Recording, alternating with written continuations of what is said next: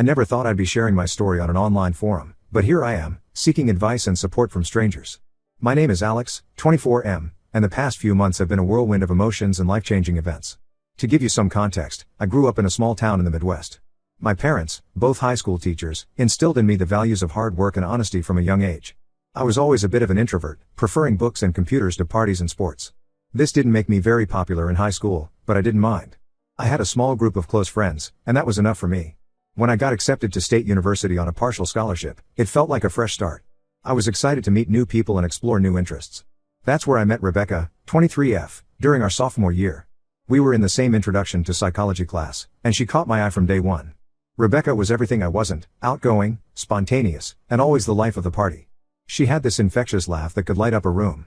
I was instantly drawn to her, but I never thought someone like her would be interested in someone like me. One day, after class, Rebecca approached me and asked if I wanted to study together for the upcoming midterm. I was surprised but eagerly agreed. That study session turned into coffee, which turned into dinner, and before I knew it, we were dating. Our relationship wasn't always smooth sailing. Rebecca's spontaneity sometimes clashed with my need for structure and planning. She'd want to go on impromptu road trips or stay out late on weeknights, while I preferred quiet nights in and sticking to a routine.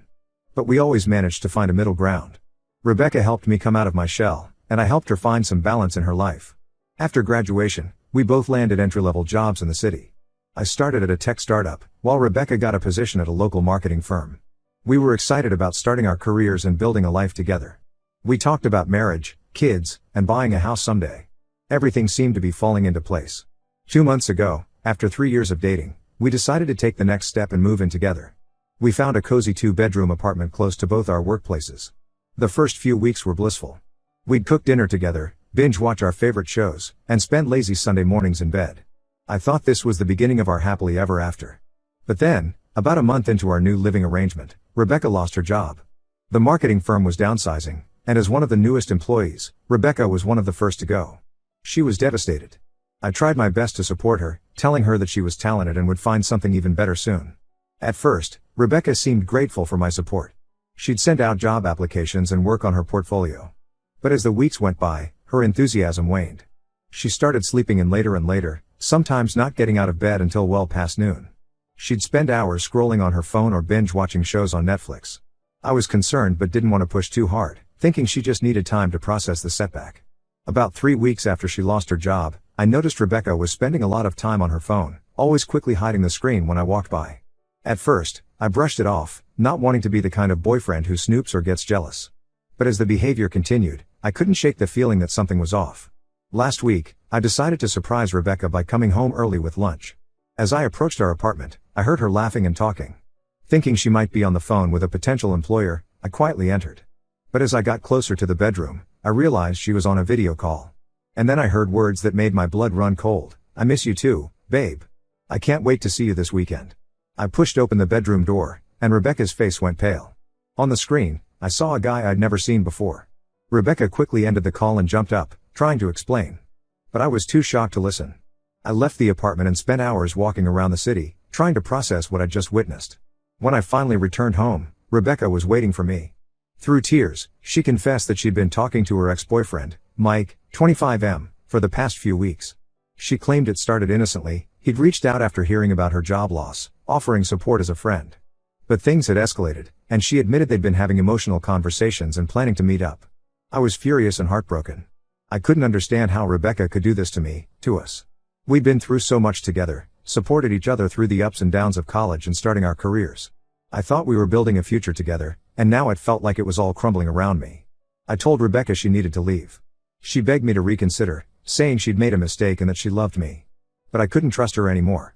The image of her laughing and talking to Mike was seared into my brain. I gave her a week to find somewhere else to live. The next few days were tense and uncomfortable. Rebecca kept trying to talk to me, to explain herself, but I shut her out. I spent most of my time at work or out with friends, avoiding the apartment as much as possible. When we were both home, the silence was deafening.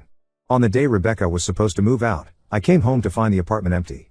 She'd left a note on the kitchen counter: "Alex, I'm sorry for everything. I know I messed up, and I'll regret it for the rest of my life. I'm going to stay with my parents for a while. I hope someday you can forgive me. Love, Rebecca." I crumpled up the note and threw it away. I felt a mix of relief and sadness. Part of me wanted to call her, to try and work things out, but I knew I deserved better. Now, 2 weeks later, I'm still trying to process everything. Rebecca's friends have reached out, telling me she's miserable and wants to make amends. Her parents even called, asking me to give her another chance. But I can't bring myself to do it.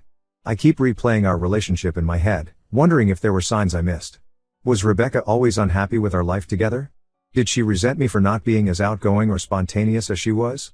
Or was this truly just a moment of weakness brought on by the stress of losing her job? I'm struggling to move forward. The apartment feels empty without her. I find myself avoiding the living room, where we used to cuddle on the couch and watch movies. I can't bring myself to cook meals for one in the kitchen where we used to dance while making dinner together. I've thrown myself into work, staying late at the office and taking on extra projects. My colleagues have noticed the change in my behavior, but I brush off their concerns. When I'm not working, I go to the gym, pushing myself to exhaustion in an attempt to quiet the thoughts swirling in my head. My friends have been supportive, inviting me out and offering a sympathetic ear. But I find it hard to open up to them. How do I explain the depth of my pain and betrayal? How do I admit that the future I thought I had planned out is now completely uncertain? I'm not sure what I'm looking for by posting this. Maybe just a place to vent, or some advice on how to move on. How do I trust someone again after this?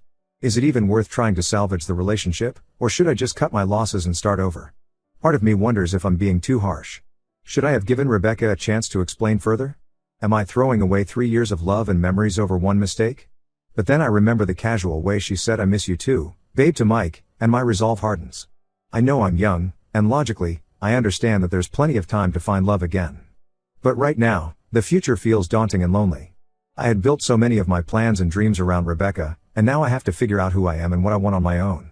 Any advice or words of encouragement would be greatly appreciated. How do I move forward from here? Update 1. It's been a month since my last post, and I want to thank everyone who commented and offered support. Your words really helped me during a difficult time. A lot has happened since then, and I felt it was time for an update. After much consideration and encouragement from friends and family, I decided to meet with Rebecca to hear her out. We agreed to meet at a neutral location, a small coffee shop downtown that neither of us had been to before. I arrived early, my stomach in knots as I waited for her. When Rebecca walked in, I was struck by how different she looked. Her usual confident demeanor was gone, replaced by a nervous energy. She looked tired, with dark circles under her eyes, and she'd lost weight. For a moment, I felt a pang of concern, but I quickly reminded myself why we were there. We ordered our coffees and found a quiet corner to talk. Rebecca started by apologizing again for her actions.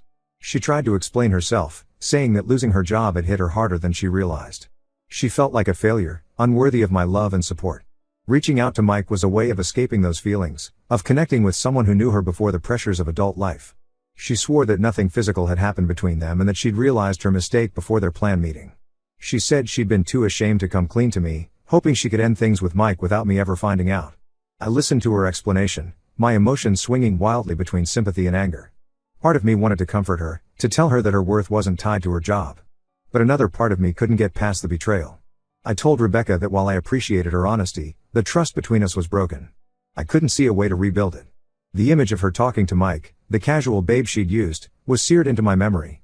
How could I ever feel secure in our relationship again? Rebecca broke down crying, begging for another chance. She promised to go to counseling, to be completely transparent with her phone and social media. She said she'd do anything to regain my trust. But I stood firm. I told her that we both needed time apart to grow and heal. After our meeting, I felt a strange mix of emotions. There was sadness, of course, but also a sense of closure. It wasn't easy, but I knew I'd made the right decision for myself. A week after meeting Rebecca, I received a surprising call. It was from Mike, Rebecca's ex. He said he wanted to meet and talk. At first, I was hesitant, not sure what good could come from such a meeting. But curiosity got the better of me, and I agreed. We met at a local park on a sunny Saturday afternoon. Mike looked nervous as he approached me, his hands shoved deep in his pockets. He started by apologizing for his role in the situation. Then he dropped a bombshell. Rebecca had been lying about the extent of their relationship. According to Mike, they had been in contact for months, not just weeks. It started innocently enough, with Rebecca reaching out after seeing on Facebook that Mike's mother had passed away. But their conversations quickly became more frequent and intimate. They had met up several times when I was at work or out with friends, usually just for coffee or lunch, but once for dinner and drinks. Mike showed me text messages and photos as proof. There were selfies of them together at a local bar, messages planning their meetups, and even some flirtatious exchanges that made my stomach churn. Mike said he felt guilty and wanted to come clean, especially after Rebecca tried to blame everything on him when I caught her. I was stunned. The betrayal went deeper than I had imagined. Part of me was angry at Mike for his role in the affair, but a larger part was grateful for his honesty. I thanked him for telling me the truth and went home, my mind reeling. That night, I received a flurry of texts and calls from Rebecca. She was furious that Mike had told me the truth. Her messages swung between anger and pleading, but I ignored them all.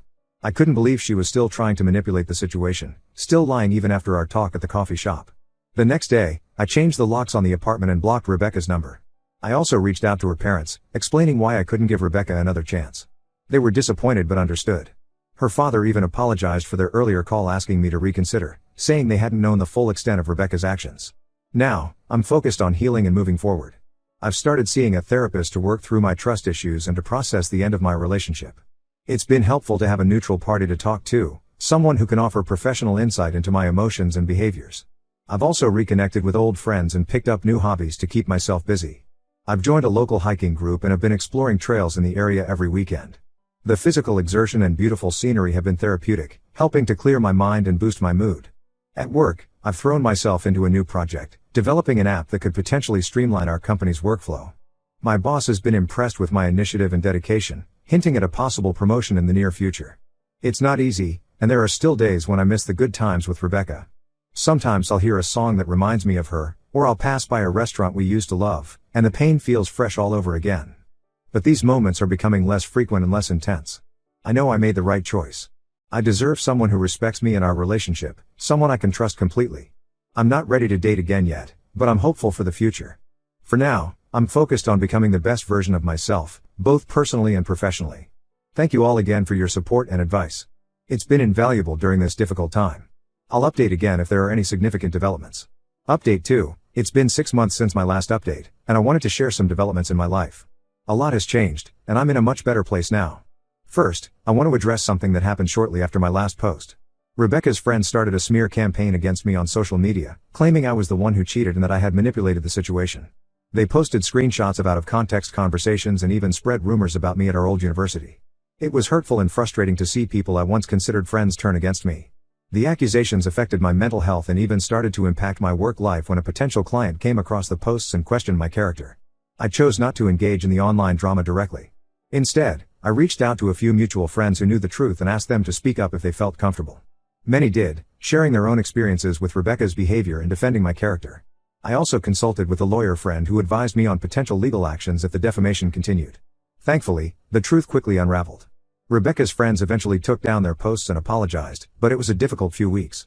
The experience made me realize how fragile our reputations can be in the digital age and how important it is to have people who will stand up for you. On a more positive note, I've made significant progress in my personal life. The therapy sessions have been incredibly helpful. I've worked through a lot of my anger and trust issues, and I feel more confident and self-assured than ever. My therapist has helped me recognize patterns in my past relationships and develop healthier coping mechanisms for stress and conflict. I've also made some big changes in my career. The stress of the breakup and the subsequent online drama made me realize how unhappy I was in my job. While I enjoyed the work itself, the company culture wasn't a good fit for me. With the support of my therapist and friends, I decided to take a leap and start my own business. It wasn't an easy decision. I spent weeks researching, developing a business plan, and reaching out to potential clients. I dipped into my savings to cover startup costs and worked long hours to get everything set up. There were moments of doubt and fear, but I pushed through. Now, I'm running a small digital marketing agency. It's been challenging, but incredibly rewarding. I've landed several clients, including the company I used to work for, which now outsources some of its marketing work to me. I'm learning new skills every day and enjoying the freedom and responsibility of being my own boss. As for my personal life, I've started dating again. I met a woman named Emma, 26F, through a mutual friend at a local charity event about 2 months ago. We hit it off immediately, bonding over our shared love of hiking and indie movies. Emma works as a pediatric nurse, and her compassion and dedication to her work are truly inspiring. Emma knows about my past and has been incredibly understanding and patient. We've had open conversations about trust and communication, and she's respectful of my boundaries. It's still early days, but being with Emma has shown me what a healthy relationship should feel like. There's mutual respect, support, and trust. I've had no contact with Rebecca since the incident with her friends. However, last week, I ran into her parents at a local restaurant. It was awkward at first, but they were kind. They told me Rebecca had moved to another city for a fresh start. I wished her well and meant it. The anger I once felt has faded, replaced by a sense of gratitude for the lessons I learned from that experience. Looking back, I can see how much I've grown in the past 8 months. The betrayal and heartbreak were painful, but they led me to make positive changes in my life. I'm proud of how far I've come and excited about what the future holds. I'm taking things one day at a time, focusing on my business, my personal growth, and my budding relationship with Emma. While I'm cautiously optimistic about where things might lead with her, I'm also content with where I am right now. Thank you all for your support throughout this journey. Your advice and encouragement have been invaluable. Update 3, it's been a year since my original post, and I felt it was time for a final update. Life has a funny way of surprising you, and the past few months have been no exception. Emma and I are still together, and our relationship has only grown stronger. We recently took a big step and moved in together. It was a decision we didn't take lightly, given my past experience, but it felt right. We had many long conversations about expectations, finances, and how to maintain our individuality while sharing a space. Living with Emma has been amazing, we complement each other perfectly, and our home is filled with laughter and love. We've established routines that work for both of us, like Sunday morning brunches and weeknight yoga sessions. At the same time, we make sure to give each other space for our individual interests and friendships. My business has taken off beyond my wildest expectations. We've landed several big clients, and I've had to hire a small team to keep up with the workload. It's challenging managing employees and juggling multiple projects, but I love every minute of it. The sense of accomplishment I feel is indescribable. Last month, we were featured in a local business magazine as one of the top emerging companies in the area. It was surreal seeing my face and my company's story in print. I couldn't help but think about how different my life was just a year ago. Now, for the unexpected twist. About a month ago, I received a letter from Rebecca.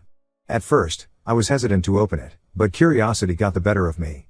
In the letter, Rebecca apologized again for her actions and shared that she had been going through intensive therapy. She didn't ask for forgiveness or to reconcile, which I appreciated. Instead, she wanted to let me know that she understood the pain she had caused and was working on becoming a better person. The letter brought up mixed emotions, but surprisingly, I felt a sense of closure. I showed it to Emma, who was incredibly supportive. We discussed it, and I decided to write a brief, polite response, wishing Rebecca well in her journey of self-improvement. This experience has made me reflect on how far I've come. A year ago, I was heartbroken and lost. Now, I'm in a loving relationship, running a successful business, and more confident than ever. The betrayal I experienced was painful, but it led me to where I am today. I'm grateful for the support I've received from this community throughout this journey. Your advice and encouragement helped me through some of my darkest moments. To anyone going through a similar situation, know that it does get better. Trust yourself, focus on your own growth, and don't be afraid to open your heart again when the time is right. As I close this chapter of my life, I'm filled with optimism for the future. Emma and I are talking about long-term plans, including the possibility of marriage down the line. My business continues to grow, and I'm excited about the opportunities ahead.